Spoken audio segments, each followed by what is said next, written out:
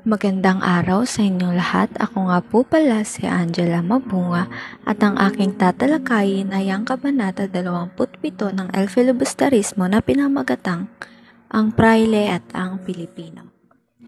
Narito ang mga nilalaman ng aking presentasyon.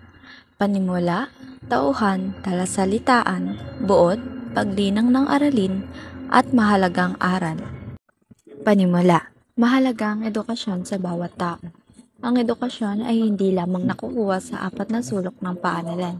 Hindi lamang ito nangangahulugan ng pagkakaroon ng diploma. Ang sapat at tamang edukasyon ay bunga ng matamang pagbabasa, pakikinig at pag-oobserba sa paligid. Ang taong may sapat at tamang edukasyon ay mulat sa kanyang mga karapatang pantao. Bukod pa dito, alam niyang ipaglaban ang kanyang sarili laban sa mga mapaniil. Sa kabanatang ito, ipinamalas ni Sagani kay Padre Fernandez ng kanyang katalinuhan, katapangan at pagkakaroon ng paninindigan. Namangha si Padre Fernandez sa mga ipinahayag ni Sagani sa kanilang pag-uusap. Natiyak ng pari na mulat ang binata sa kanyang karapatang magpahayag. Kung ang ibang estudyante ay natakot dahil sa mga bintang ng mga paring Dominico sa universidad, si Isagani ay walang takot na sumagot sa lahat ng mga itinatanong sa kanya ni Padre Fernandez. Patunay lamang na siya ay may sapat at tamang edukasyon kaya alam niya ang kanyang karapatan bilang tao. Tunghayan mo na ang pag-uusap ni na Padre Fernandez at Isagani. Mga tauhan, Padre Fernandez, siya ang nagpatawag kay Isagani upang kausapin ang binata sa kanilang pag-uusap ay labis siyang humanga sa mga pahayag ng binata. Pinagdidiinan ng estudyante na dapat ang mga kura at alagad ng simbahan ang nagtuturo ng magagandang kaugalian sa mga kabataan. Isagani, siya ang estudyante na magaling na manlulumpati. Hinahangaan siya ni Padre Fernandez. Talasalitaan, katedratiko, paring propesor, pilibustero, tawag sa mga taong kalaban ng simbahan at pamahalaan. Itinatangi, pinag-uukulan ng namumukod na pagmamahal, orden, isang samahan o pangkat katulad ng pananampalataya. Buod, si Isagani ay pinatawag ni Padre Fernandez, isang katedratiko na labis na iginagalang ng binata. Narinig daw umano ng pari ang pagtatalumpati ni Isagani. Itinanong din nito kung kasama ba siya sa hapunan. Pinuri ng pari ang pagkakaroon ni Isagani ng paninindigan. Nagpatuloy sa pagsasalita ang pari at sinabing mahigit 2,500 estudyante na raw ang naturuan niya o sinikap niyang turuang mabuti. Ayon naman kay Isagani ay di kasalanan ng kabataan na magsalita laban sa may kapangyarihan na agad naman nilang pararatangan ng pilibustero dahil alam ng pari ang ibinubunga ng gayong paratang.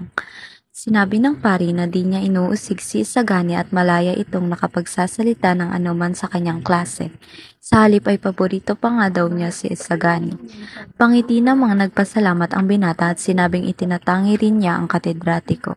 Di raw gaya ni Padre Fernandez ang ibang praileng Dominicong katedratiko, saka ni isa-isa ang mga sakit sa pagtuturo ng mga praile. Napakagat-labi lamang si Padre Fernandez at sinabi nitong lampas na sa guhit ng pag-uusap ang mga paratang ni Isagani. Gate naman ni Isagani na ang mga praile sa lahat ng orden ay naging mga kontratista ng karunungan at sila umano ang nagsasabi mismo sa mga mag-aaral na hindi raw sila nararapat matuto.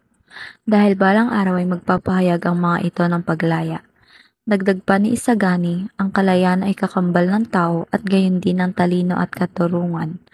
Ang pagtanggi ng mga praile na matuto sila at lumaya ang dahilan ng kawalan ng kanilang kasiyahan. Anang pari, ang karunungan daw ay hindi pinagkakaloob kundi sa karapat-dapat lamang. Pagkaloob daw iyon sa mga walang tibay ng loob at kapos sa wastong asal ay taliwas sa layunin. Ngunit tinutulan ito ni Isagani. Aniya, kung ano daw sila ngayon ay ang mga pari ang may gawa. Ang bayan daw na inaalipin ay natutong magkunwari. Ang paghaharian ay lumikha ng mga alipin. Nakilala ng pari ang kanyang kagipitan at noon lamang siya nakaranas ng pagkatalo sa isang estudyanteng Pilipino lamang. Nabanggit ng pari na ang utos na sinusunod nila ay galing lamang sa pamahalaan. Ngunit pinulaan ni Isagani ang pagtatago ni Padre Fernandez sa likod ng pamahalaan. Muling nangatwiran ang pari at sinabing ang ibig daw niyang sabihin ay may mga batas na mabuti ang layon ngunit masama ang ibinubunga. Ang masamang ugali ng mga mag-aaral ay di daw dapat isisi sa kanila o kahit sa pamahalaan, kundi sa masamang pagkakatatag umano ng kanilang kapisanan. Paglinang ng aralin. Dahil sa kanyang sapat na kaalaman, si Sagani ay buong husay na nakapagbigay ng kanyang mga pangangatwiran kay Padre Fernandez. Napatunayan sa kanilang pag-uusap na walang maniniil kung walang nagpapasikil. Kung lahat sana ng mga estudyante ay katulad ni Sagani na alam ang karapatan, sana ay hindi sila natakot sa maling bintang ng mga paring Dominikano sa universidad at hindi nasikil ang kanilang kagustuhang matuto at magkamit ng edukasyon. Aral sa Kabanata 27. Wala sa edad o katayuan sa buhay ang pagiging tama o nasa katwiran at pagkakaroon ng sariling paninindigan, pagsulong ng karapatan sa edukasyon at kalayaan. At dito na po nagtatapos ang aking presentasyon na aking inihandog sa inyo. Maraming salamat po.